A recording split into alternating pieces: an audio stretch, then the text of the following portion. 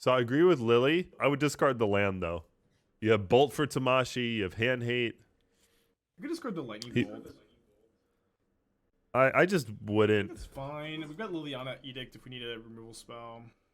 Yeah, but the problem with his logic there is that Tamashii happens at instant speed. Like, there's no, like, you can't respond with the Lily Edict if they drop Tamashii on 4. So I want to clarify a few things. I said Tamashii happens at instant speed. She doesn't. This is Tamashii. Now, the whole combo is you play Tamashii, you pay 1 plains, you bounce a land back to your hand, you get your Lotus Bloom back from the graveyard, and you repeat this process for how many lands you have. You have a ton of mana with Lotus Bloom, and then you drop Cultivator Colossus, which lets you draw through your entire deck because you get to play a land, bounce it with Tamashii, make 3 mana, yada yada. Now, when I said this happens at instant speed, what I really meant is if you don't have instant interaction, you will just get comboed by Tamashii. Hence why I value Lightning Bolts a lot. You do not have the ability to react with the Liliana Edict unless they just put Tamashii on the board for some reason.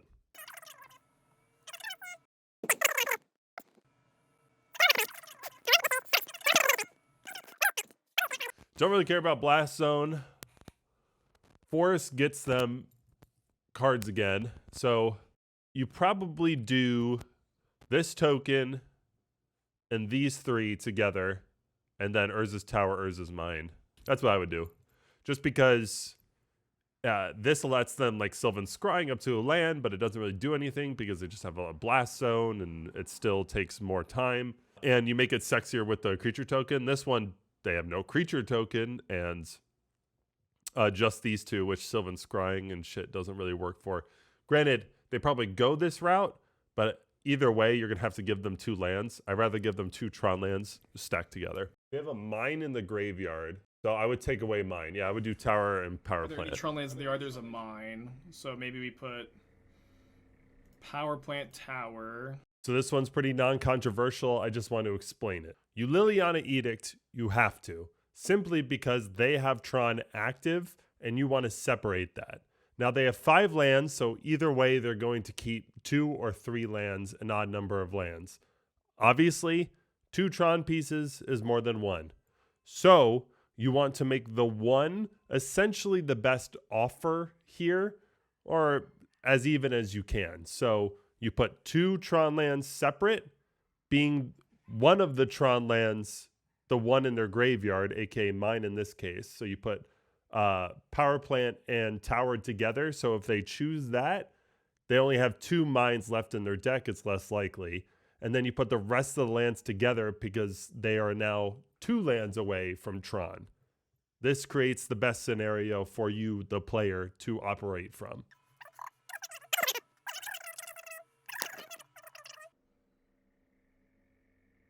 Huh.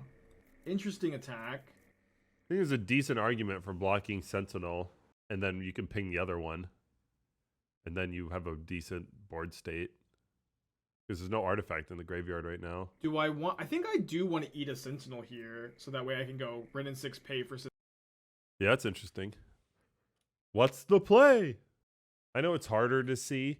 The Tarmogoyf is a 3/4, the Stoneforge Mystic's a 3/4, and obviously the Sentinels are 1/1.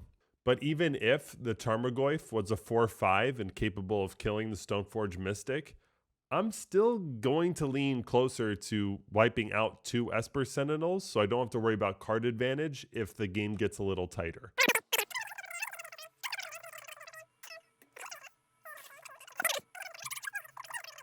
You probably Inquisition to see Pure Steel Paladin before you before you terminate Ornithopter. I don't know. I probably would have I said it before. I probably would hand hate out a Pure Steel Paladin because holding up bolts is cute and all, but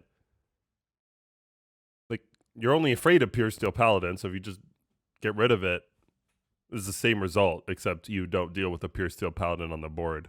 So this decision purely comes down to just understanding the matchup and getting a lot of reps with it. Pure Steel Paladin is an absolute nightmare to deal with. When you have the ability to get rid of it, you want to. However, in this scenario, by terminating the Ornithopter and leaving up bolts, you're opening yourself up to Pure Steel Paladin because you want to bolt the Pure Steel Paladin, but by the time it comes onto the field, it can already equip over an Ornithopter, meaning you'd have to bolt the Ornithopter instead, leaving the Pure Steel Paladin. Now, if you had double bolt, fine.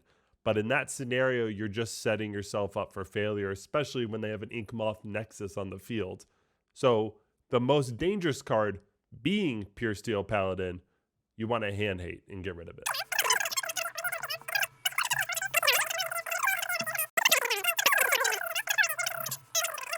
Wait, they didn't put an Archon into play, which I guess is great for me.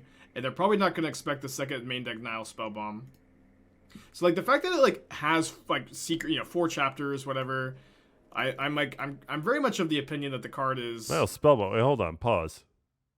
is super slow and like it's good on Why would you not get Shadow Spear turn here? 3, but it's like it does not guess- scale very well. I think guess we're they supposed to get a chump Nile block. Spellbomb here. Obviously, I could go for the kill with Shadow Spear, but we can kind of never lose if we get the Spellbomb. So Okay, kind fair, of on board fair. Initially, I voted for Shadow Spear here and just pushing for the win. But instead, Spike is playing the higher percentage of victory by getting Nile Spellbomb and eliminating any opportunity for the opponent to make a comeback. Instead of blindly hoping my opponent doesn't have answers, he's eliminating the opponent's graveyard, which increases your ability to win exponentially, regardless of what your opponent has. It's a very solid example of what high-level players do to secure wins. They don't get all excited when the gold is right in front of them. They still go at their pace, and they slowly choke.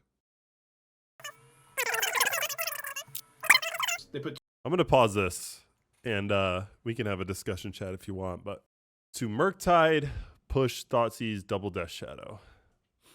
Thoughtseize is really his engine for lowering his life total, given what's on the field right now. You do have another Thoughtseize, but he has a Thoughtseize to see your hands. I think this is pretty much snap Thoughtseize because it's the only playable card in his hand.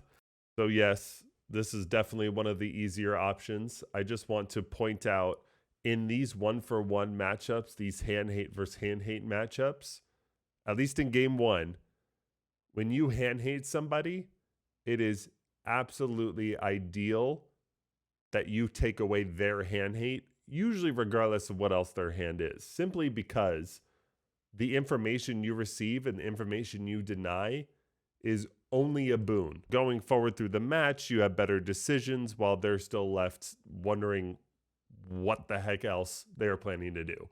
Obviously, versus Death Shadow in this scenario, remove the 2 life and the information. It's only the smartest play. But for future matchups, when the decisions are a little more iffy, you still probably go hand hate.